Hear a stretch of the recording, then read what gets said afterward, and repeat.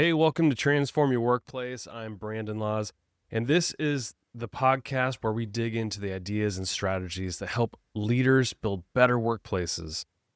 Whether you're in HR, running a team, or leading an organization, this show is definitely for you.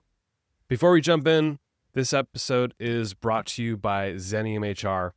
If you're a business leader and the demands of HR and payroll are pulling you away from actually growing your business, Xenium can help. Their complete HR plus payroll solution puts everything under one roof with a dedicated service team backing you up on HR management, payroll administration, and benefits. No more juggling multiple vendors. No more being the one who has to figure it all out alone. You can learn more and schedule a call at xeniumhr.com. Now, today's episode, I am excited about this one. I have returning guest Melissa Doman back on the show. She's a psychologist and the author of the new book, Cornered Office, Why We Need to Talk About Leadership Mental Health. And I'll be honest with you, this conversation hit home for me. It hits home for a lot of leaders. We put leaders on a pedestal and expect them to carry everything and still be fine. And when they're not fine, we don't really have a system in place to support them. Melissa breaks this wide open. In this episode, you're going to learn why leaders have been conditioned to hide their emotional struggles and how that silence actually backfires on their teams. You'll hear what really happens when mental health goes unaddressed, from burnout to reactive behavior to losing good leaders entirely. And Melissa shares a practical framework for how leaders can start talking about their mental health without making it weird, including what she calls mental well-being non-negotiables, which is a personalized approach to taking care of yourself that throws out the one-size-fits-all wellness advice. This conversation is about making leadership more human and more sustainable. So let's get into it. But one quick note before we get started, this episode does contain some profanity. We usually keep things pretty clean on this show, but Melissa is passionate and authentic, and honestly, it just fit the conversation, so I left it in. So just a heads up, if you've got little ears nearby, I wanted to give you a heads up there. All right, let's get into it. Here's my conversation with Melissa Doman.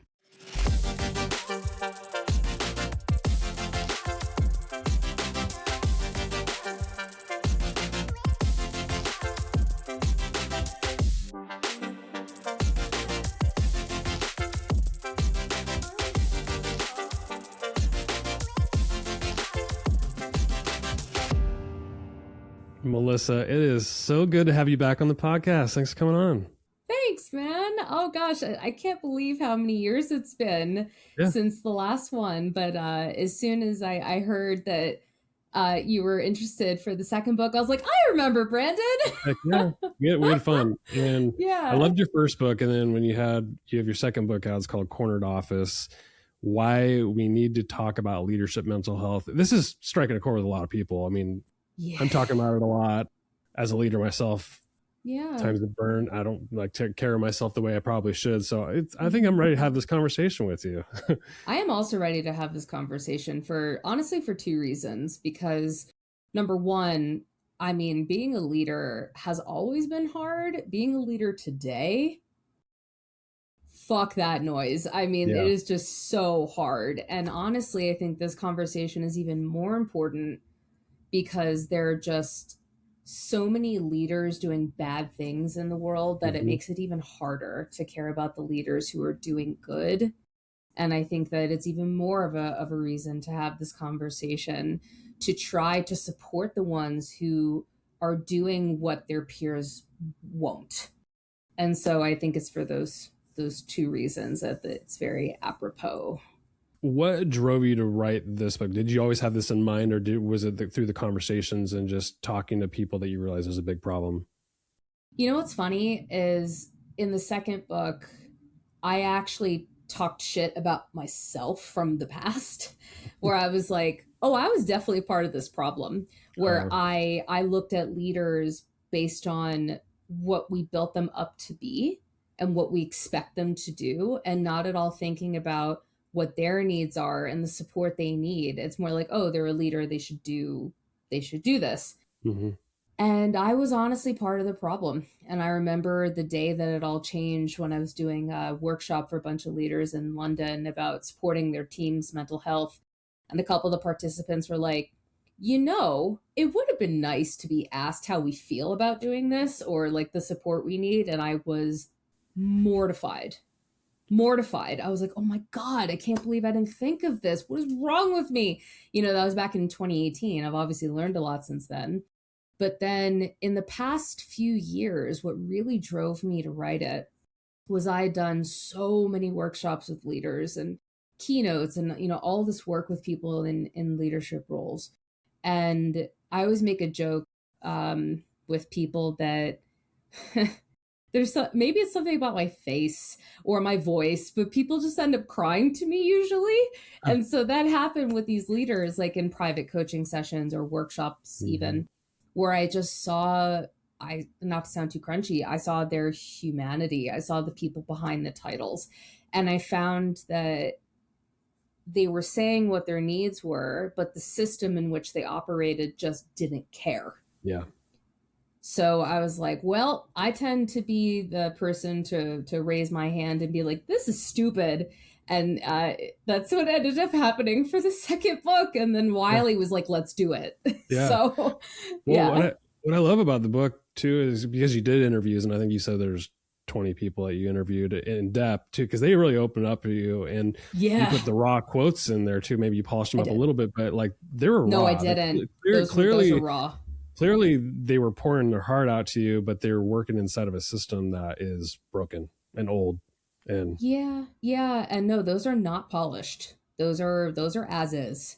And if I was going to make a case for something like this, where we need to start normalizing talking about leadership mental health so they can function better, not just in the service of others, I needed to be a vessel for leaders to be able to share their stories. And I needed to have a lot of research. So I think in the book in total, I think it's something absurd, like 140 sources. So like a lot. So the index section is long. It's huge. So I think that for something like this, if I'm taking a long held idea that is still currently practiced and I'm trying to break it and rebuild it, then I better have stories from leaders who are like, we desperately need this and we feel afraid to say it. Well, early in the book, you describe leadership mental health as something that's been quietly erased by history, biology, social expectations. How do we end up here? How do we end up in a place where leaders are expected to carry everything alone and to still be fine? It's just always been that way since the beginning. And talking about biology, for example, and even thinking about sociology as well. So, prior to going into psych, my undergrad was in sociology. If we go way, way, way, way, way, way back, I'm even talking to like our Homo sapien ancestors. It is human nature to look to a leader, for a group to either self-select a leader or for us to feel like we need that sort of social structure. This is also in the animal kingdom where you have alphas and things like that. So it is built into our social nature to need leaders, to challenge leaders, to look to leaders for guidance. However, as time has gone on and as civilization has advanced, even though on some days it feels like it's regressing, but that's not what this podcast is about, we build leaders into something else. We build them into what we need them to be and completely ignore what they actually are, completely neglecting the fact that they are the same species as us, but based on the sociological assignment of power, they are seen to be different, expected to be something different. And there's not really a lot of social flexibility or forgiveness when people in positions of power don't meet those expectations. And it's very, very us versus them. And people, generally speaking, while we do look to leaders for guidance and, to give a sense of safety, certainty, assuredness, all these typical things, people don't generally like to feel controlled. They don't like to feel like their sense of free will or other things are being taken away from them. So when people are in positions of power and influence, for a lot of people, there is a natural resentment and not really feeling like they have to care, they should care about people in those roles. And they often forget they were not always in those roles. Mm-hmm. And so it's, I really just in the book, just strip away all of these, social rules and norms and expectations and all these human created things, because that's what it all is. It's all human created. That's how we got here. Yeah, I kind of wrote a note here because you connected Robert Cialdini's work, Authority and Consistency, from the book Influence and then Impression Management. And you talk about those are sort of the things that are molding leaders into feeling this pressure to hide their struggle. Mm-hmm. How do these expectations around like looking like a leader where it's been normalized, how do we get to a place where we're sacrificing our mental health as a result of looking like a leader? Well, I think some of it also comes down to what motivates someone to get into a leadership position to begin with. There are lots of different reasons that people want to become a leader, way too many for us to discuss today. But I think that for people who want to stay in a leadership role, regardless of what that reason is, they don't want to give anybody a reason to doubt their capability or credibility to be in that position. Now, it is not a common practice to show that leadership success lives concurrently with emotional struggle. It's part of the gig. However, generally speaking, an honest display of emotion from a leader is not something many people expect and is not something that many people are comfortable with. So they have historically been taught that as leaders, if you talk about your emotional health struggles, that generally speaking, nothing good will probably come from that because it will make people think you can't do the job. Yeah. Yeah. Which is absurd because there are so many leaders who do struggle with their mental health and do an incredible job. So as I'm sure you saw, because I mentioned it a lot in the book, there was that study I found that talked about the leadership, well-being, and mental illness prototypes. And when I saw what that said, I was not surprised, but I was also floored because people literally, based on a leadership role and title, assume, quote, that leaders naturally enjoy better mental health and less mental illness. And I was like, are you fucking kidding me? Yeah, right. So this is the type of stuff that people think, just again, it's all perception. Mm-hmm. So I had very strong opinions about that in the book. So something needs to change. And you framed change into like a 3-stage process where you look back, name the present, and choose what to do differently. Yeah. And for leaders who might be listening, saying like, oh, it's easier said than done, like which stage might be the hardest to sit with, and why do so many get stuck? Well, I'll be honest, what I'm encouraging some leaders to do, there are many people who will rally against me. And I also made it very, very clear that not every workplace will be safe for this conversation.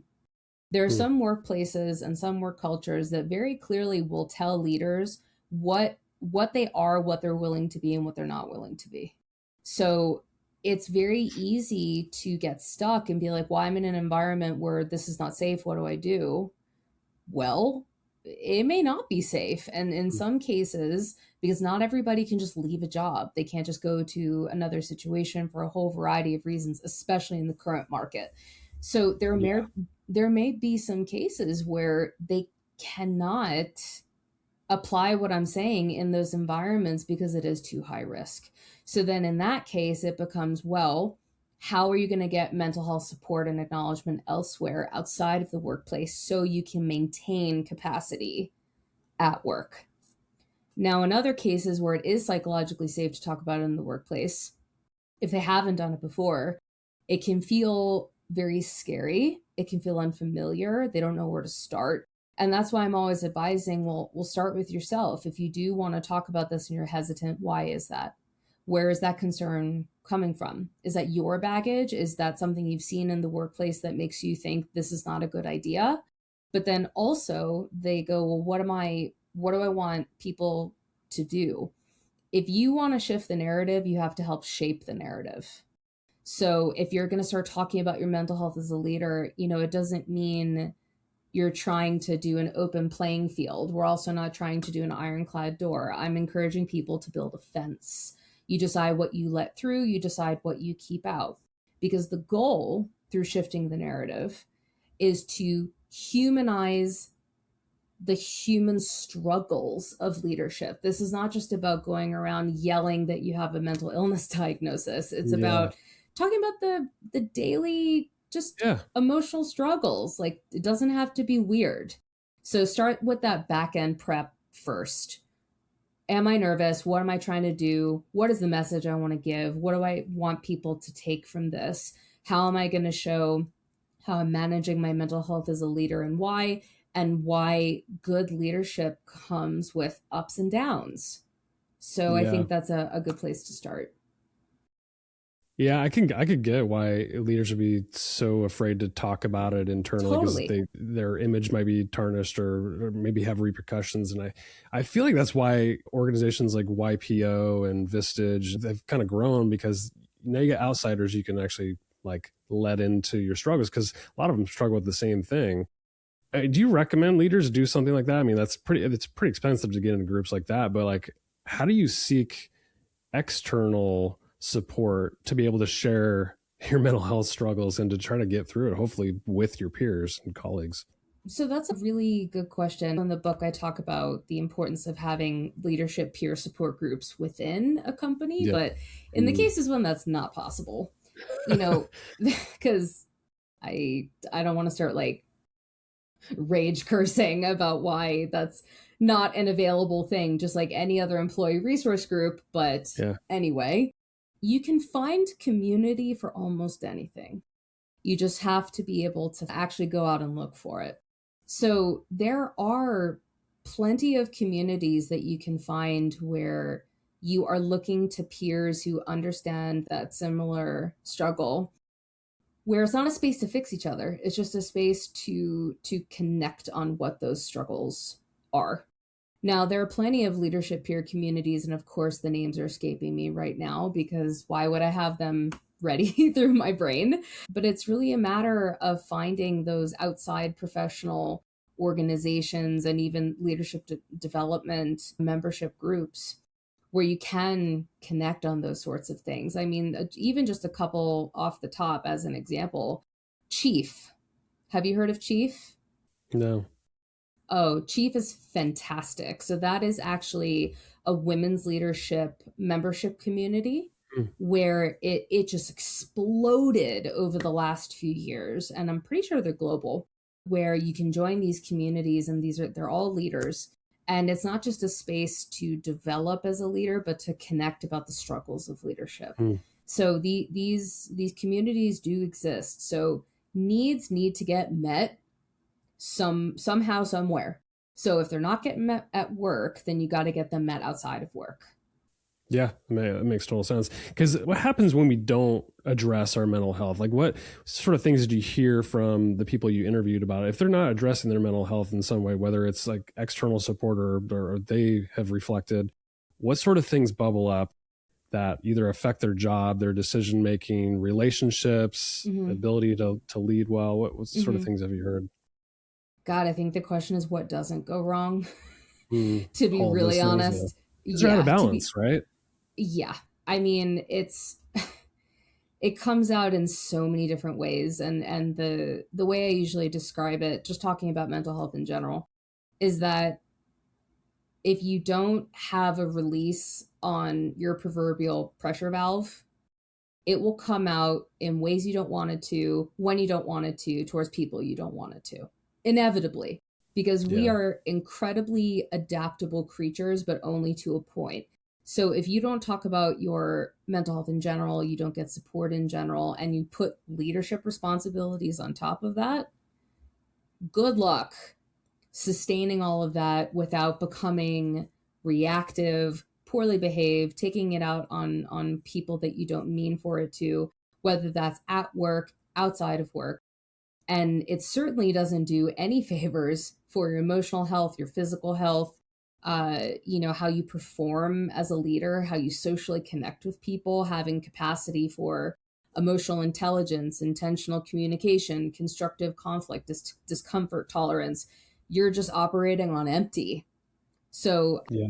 you cannot do those things without releasing the pressure valve, because if you think about just the basic concept of catharsis, the process of releasing repressed emotions, how are you supposed to lead people or be a sustainable leader if you are not releasing the pressure valve and also replenishing as and when required? You just can't.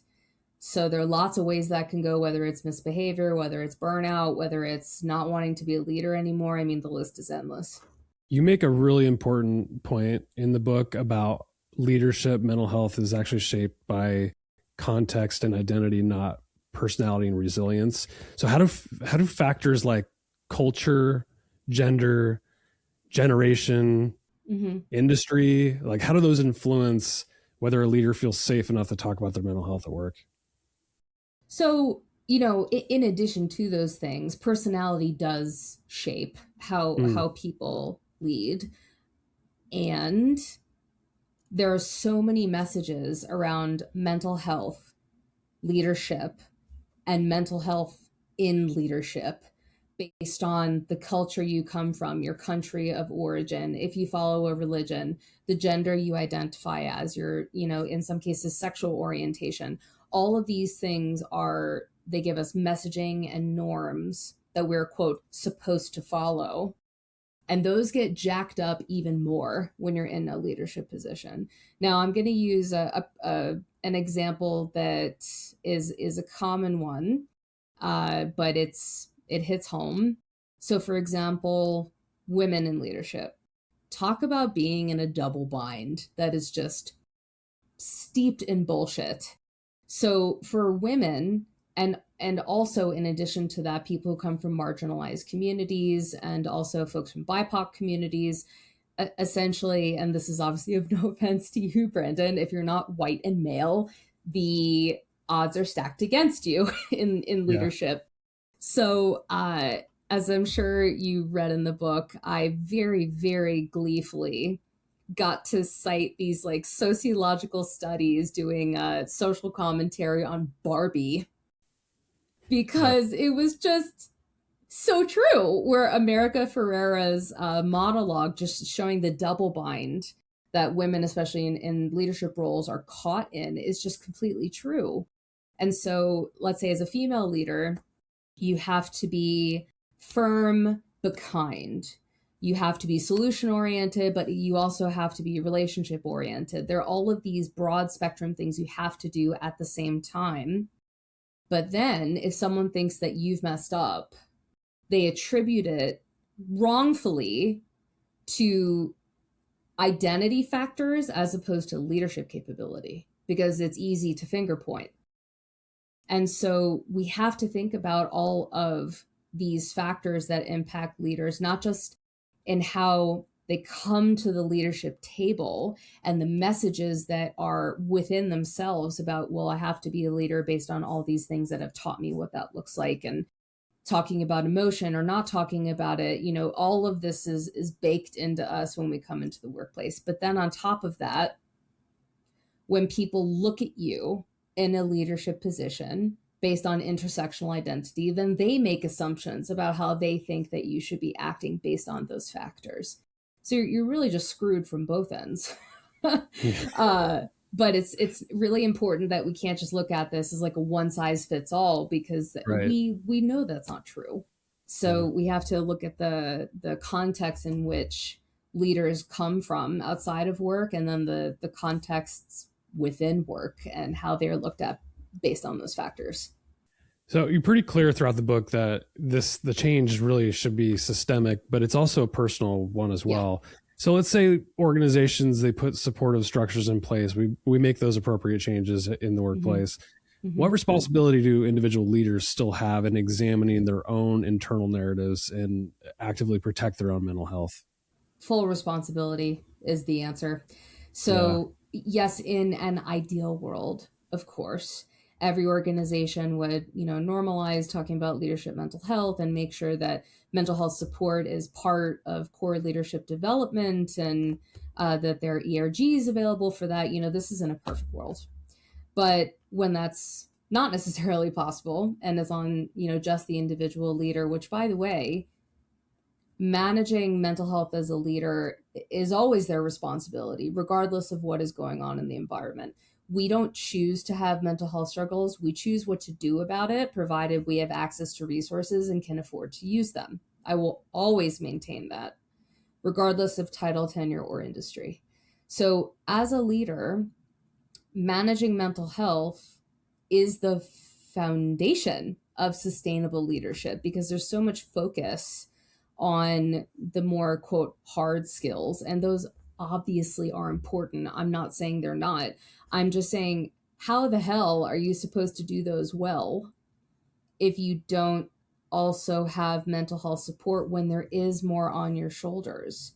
It's not that easy. And so that's why I talk about the leadership mental health archetypes, because inevitably it kind of goes off the rails depending on how you approach that. So you really need to decide what good mental health support looks like for you, whether that's going to therapy, whether it is having your mental well-being non-negotiables, a term I trademarked a while ago about personalizing how you care for your mental health, not based on what the wellness industry tells you should enjoy. You have to let people know if you're acting differently than your baseline and if it has nothing to do with them. Because if you're in a position of power and influence and you start acting out and your team doesn't know why, what do you think they're going to think? You think they're going to pause and be patient and be like, oh, maybe they're just going through something that I don't know. No, they're not. If a leader starts acting out who's in a position of power and influence, instantaneously, the responses are typically fear or anger. So people will fill in the blanks if you don't explain why you're struggling. So the responsibility is not just mental health management, but it's also communicating to people how you're struggling, what you're planning to do about it. And granted, you decide what you're going to share. You don't have to share everything. But you have to maintain yourself regardless of what's happening in the system around you, and especially in systems that may not care how you're doing. I think it's complicated about us as humans is we all have our set of beliefs that are probably formed on the people we've run across, the experiences we've had. And so we bring that to wherever we're at in the workplace. And how do we recognize like that operating system that is within us? Because that's a really self-reflective thing. And a lot of us are just carrying these beliefs around. And that's the lens that we're operating in. And it does impact our mental health, whether you like it or not. So how do we do that work to figure out what system we're running on and whether it's actually serving us still? I wish more people would do that. And that really comes back down to actually prioritizing emotional intelligence. So, Daniel Goleman taught us a lot about emotional intelligence. It's self-awareness, self-management, social awareness, relationship management. Now, self-awareness is actually being aware of ourselves and our thoughts and feelings and emotions. Self-management is actually managing those thoughts, feelings, and emotions, which is a very different skill set. But I think it has to start with curiosity. Being curious, well, where did these beliefs come from? Why am I holding them? Who taught me these things? Do I actually like thinking and feeling and behaving this way? Does it actually help me? Does it hurt me?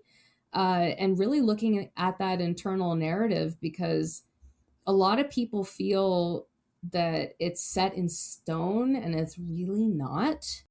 And I think that is a huge part of understanding where the messages come from, what systems and people did they come from, because leaders are so focused on getting the job done and making sure, hopefully that they show up for their teams, that they don't always have the awareness or the time or the brain cells to pause and be like, am I doing this the way I want to? Is this good for me? Is this good for other people?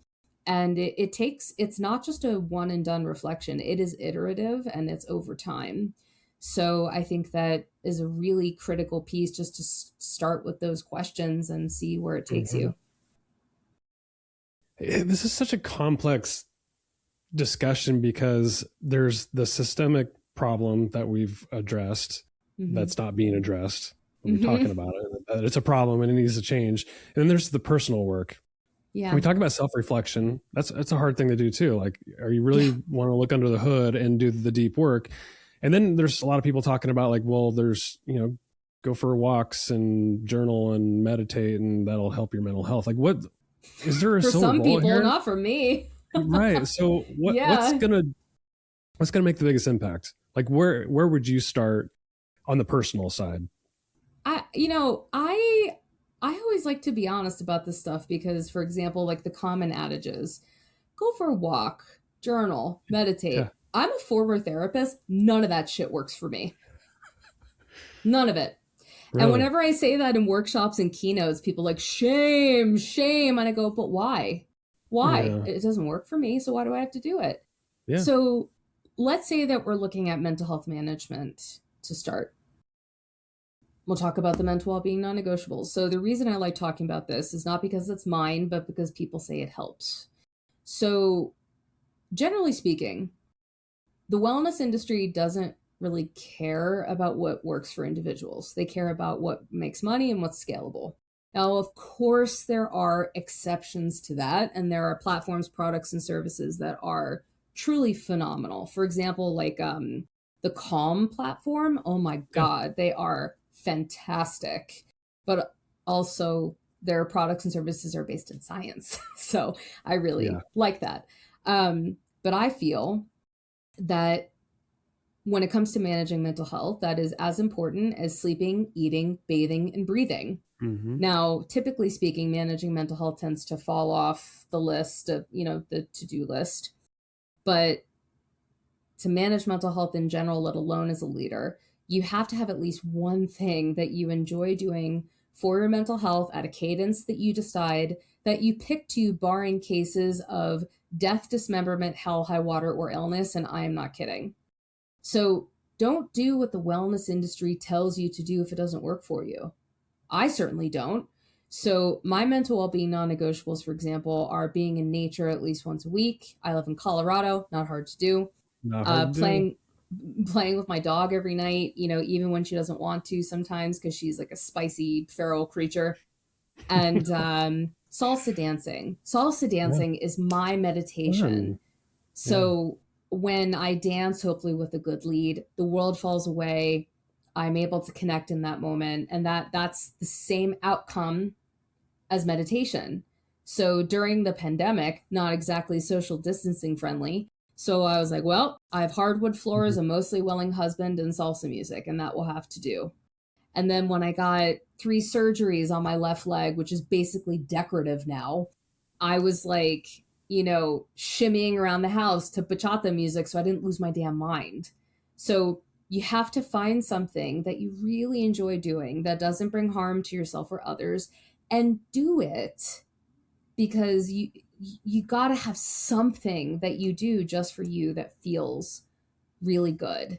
And I will not be prescriptive on what that is. If you want to buy an inflatable velociraptor costume off Amazon and dance to ABBA in the living room, that's your bliss. Go ahead and do it. Or thumbing through vinyls in a vinyl shop once a month. I don't care what it is. Just find something and do it. And that's something simple you can start with. Yeah, that's well said. There's no one size fits all. It's very personal. Meditation. That doesn't work for me, but it works for other people. Great. I know. Yeah. Well, in the end, you argue that leadership mental health is not a nice to have. It's a strategic and ethical priority. Yes. So if people have listened to us and they've picked up your book today because it's out, if they get one thing from your book that you wish they took away from it, what is that? Oh, that's a big question. It's a big question. That's why I'm ending that way. Let me think for a minute. A few seconds at least. Yeah. Showing that humanity exists within leadership is the key to its sustainability. That the people behind the titles are a very mixed bag. The more we normalize telling people that over time, the less they will expect leaders to be something they're not. So that's not a very sexy answer, but I think it's a good one. I personally believe this conversation is just getting started. I think the type of workplace that society is building with like AI, automation, tech, oh God. human is going to be even more important, and it's going to be ever more complex to keep our mental health at bay. So I do think something systemic needs to happen. I do think we need to, as individuals, take control of our mental health, because I think it's going to be a very complex world that we're living in the next few years. And honestly, to make it even briefer, when you're talking about your mental health as a leader, again, I'm not talking about having these like big kumbaya conversations and making it weird. I'm just talking about, even just finding ways to embed it into daily conversation where you're just not lying about how you're doing. It doesn't mean being like, well, I have clinical depression and today I'm struggling with feelings of dysthymia. No, it's, I'm having a really tough time this week, but I'm doing what I need to do to take care of myself. If I'm acting a little bit differently, it has nothing to do with you guys. Just the simple stuff. Or just being honest about like, today's love language is anxiety, like simple things like that, where you are normalizing the very human struggle that lives within sustainable leadership. So people stop viewing leaders as if they're a different fucking species. Yeah, I know, they're not. Everybody's put leaders on a pedestal. We're humans like the rest of us. And listen, you and I talked about this before, that it's also really hard sometimes for people to care about this because there's a lot of leaders doing a lot of bad things. Yeah. But that doesn't mean that the leaders who don't should be punished and not supported, because ideally we want to create more good leaders to hopefully eventually outnumber the not so great ones. So I'm not twisted at all about this. Leaders act out for lots of reasons, and some of them are unconscionable and unforgivable. But there are some cases where leaders go down the wrong path, they do the wrong thing, they act out the wrong way because they never had the chance to be supported, and they can only take so much. So I really think we need to change. Like, if we expect so much of leaders, then we need to support them so they can do those things. To me, it's logical. It's well said, Melissa. Your book is out today. It's called Cornered Office: Why We Need to Talk About Leadership and Mental Health. Congratulations on the second book. Thanks, man. Besides the book, what else do you want to plug? Oh, gosh. I'm out and about in the wild, doing, fireside interviews, keynotes, workshops, consulting for individual companies, and also, at summits and conferences and things like that. I also have a mental health legal compliance program where I partnered with a hysterically funny employment attorney. She's great.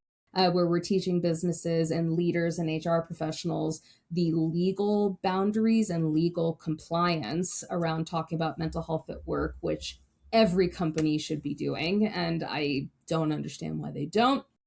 I also have a leadership mental health training program that teaches them mental health at work conversational literacy. I know, very sexy title. And I also launched a deliverable with the original bassist of OAR. So any, elder millennials and Gen Xers hearing this may appreciate that, where we have a co-fireside interview called From the Stage to the Office: Lessons on Mental Health at Work. So if you want me to come, laugh and curse a little bit about mental health or talk about leadership mental health, anything under the sun for mental health at work, intentional communication, or team dynamics, you can reach me at melissadoman.com, connect on LinkedIn, and for Instagram, it's at The Wandering Mel. Melissa, this has been a lot of fun. Thanks for coming on. Thanks for having me, man. Good to see you.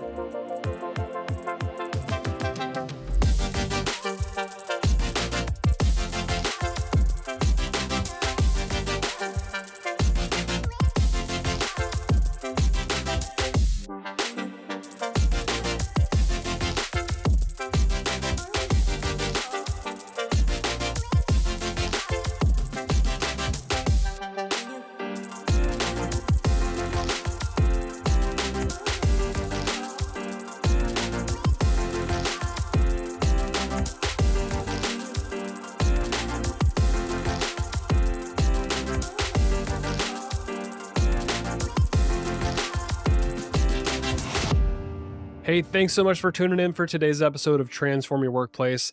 The content on this show is strictly for general information and educational purposes only, so that you can go transform your workplace in a positive way.